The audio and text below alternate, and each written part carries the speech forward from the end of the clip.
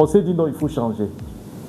Mais après, on tire quand même la grande leçon ici, parce que je parle des enregistrements. À l'avenir, on ne pourra plus faire comme ça.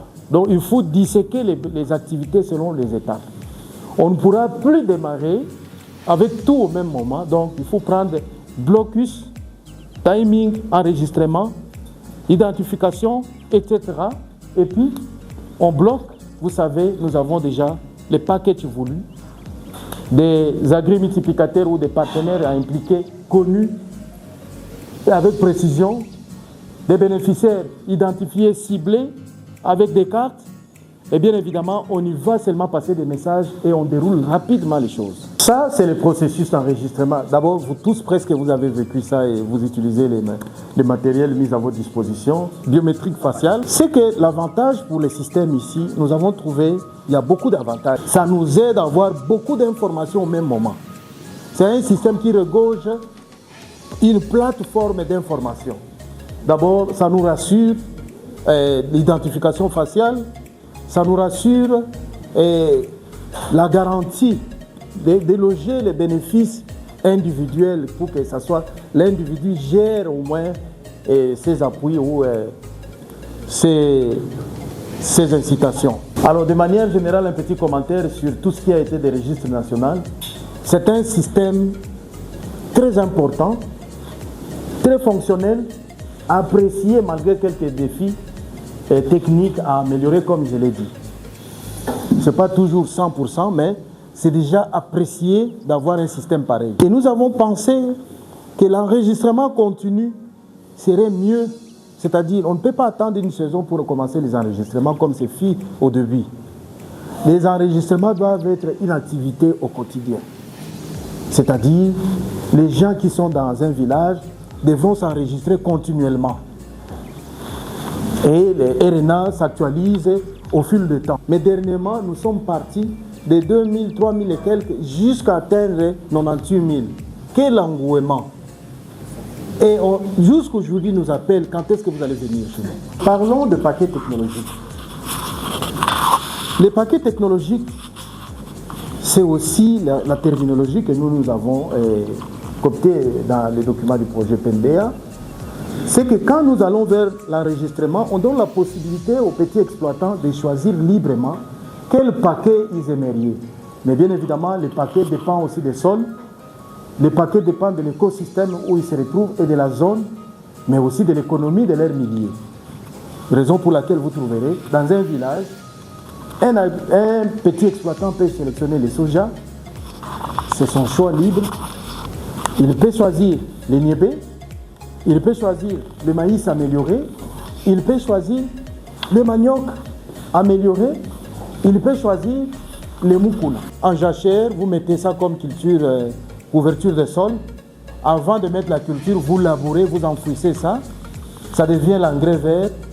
Eh bien, ça va donner de bons rendements. Donc, pour parler des paquets technologiques, nous avons les soja bar niébé, les maïs améliorés, maïs associé au moukouna, manioc associé au moukouna. Dans les maïs, comme j'ai dit, nous avons les variétés biofortifiées et les variétés résilientes face au climat. Les biofortifiés nous donnent la réponse par rapport à la problématique nutritionnelle, notamment la malnutrition qui sévit nos communautés.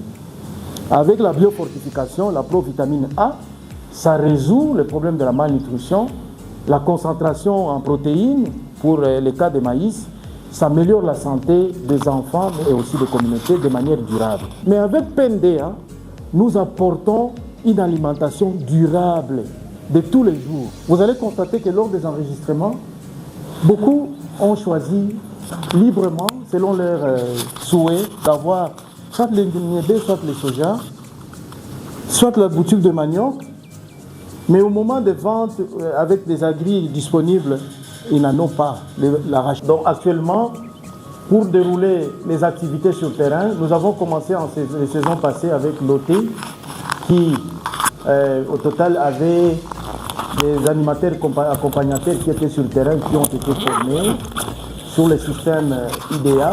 Bien évidemment, ici on parle des agrimultiplicateurs, qui ont été formés 60 agents commerciaux. Donc, pour qu'il y ait commerce ou échange électronique petits exploitants et détenteurs de semences agri-multiplicataires, ça se passe en ligne. Donc, les agris de leur côté, ils ont des ACOM, donc les agents commerciaux, qui suivent une formation sur l'application IDEA avec des téléphones mis à leur disposition.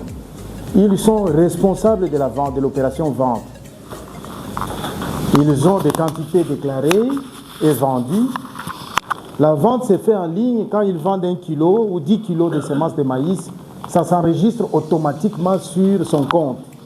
L'argent est transféré dans les comptes bancaires, renseignés par l'Agri, bien évidemment. Et l'opération est gérée par l'Agri. Actuellement, nous avons 130 AC sous notre charge, où 104 sont des hommes et 26 sont des femmes. Ces animateurs, nous les avons organisés en termes des axes. 2-3 villages qui sont de proximité constituent un axe où nous avons un binôme qui s'occupe de cet axe, ainsi de suite. Mais autour des axes, nous avons des superviseurs. Nous en avons au total 10. Les superviseurs nous aident à centraliser les informations des 2, 3, 4 axes pour qu'enfin consolider les rapports au niveau de ces petits groupements des axes, ainsi de suite, pour nous faciliter le travail. Alors, le rôle de l'accompagnateur, c'est d'apporter aussi l'assistance technique. Comme disait Papa Lazare, les accompagnateurs sont l'interface actuellement entre le projet, nous qui sommes au bureau, parce que tout le jour, nous ne sommes pas sur le terrain. Mais eux, ils sont là avec les communautés. C'est-à-dire, nous devons les fidéliser. Quand vous êtes à Vanga, il doit rester là-bas longtemps pour comprendre aussi les habitudes culturelles, le comportement, la communication et parler à tout moment avec la communauté. C'est aussi une intégration pour permettre aussi que ce qu'il apporte comme innovation soit adopté facilement. On a changé la façon comme l'OT faisait, c'est que cette fois-ci, on les a quand même stabilisés. Quand on vous envoie à Mangaï, ils restent là pendant 3 mois, ils sont là. Ils n'ont pas bougé, sauf cas spécial ou demande spécifique. Nous avons besoin d'une ressource technique au niveau de la base. Les moniteurs, comme vous avez parlé au début, les inspecteurs territoriaux doivent être impliqués aussi. Mais jusqu'ici, leur rôle n'est pas clairement défini dans la mise en œuvre. Comment organiser les OP qui se développent en marché communautaire pour qu'ils puissent avoir un peu la même mise, l'imposition, les trocs qui viennent puis dénigrer la production agricole et sous-payer les paysans. On devrait mettre fin pour qu'ils s'organisent avec les ventes groupées et déclencher les matching grounds pour permettre aussi à ces OP de bénéficier de ces appuis et les AVEC, que les projets déclenchent les matching grounds. Ça sera un appui tangible. Alors, pour plus d'efficacité, lorsqu'on va recruter les OT à long terme, qu'on tienne compte de l'immensité des zones d'intervention. Ici, ce sont des difficultés. Parfois, ce n'est pas facile. Les collègues qui vont sur le terrain, ce n'est pas la ville. Hein. Il y a des réalités cachées des terrains qu'on ne sait pas tout dire, mais on se permet de vous dire quand même un peu ce qui se passe sur le terrain. Ce sont des routes. Partie Diofa, Gungo et Boulungu. Donc les 3 territoires se résument ici par ces images. Voilà. Je vous remercie vivement pour votre attention. Nous sommes ensemble pour le développement et pour le développement du projet de notre province, mais aussi l'atteinte des objectifs du PNDA. Merci.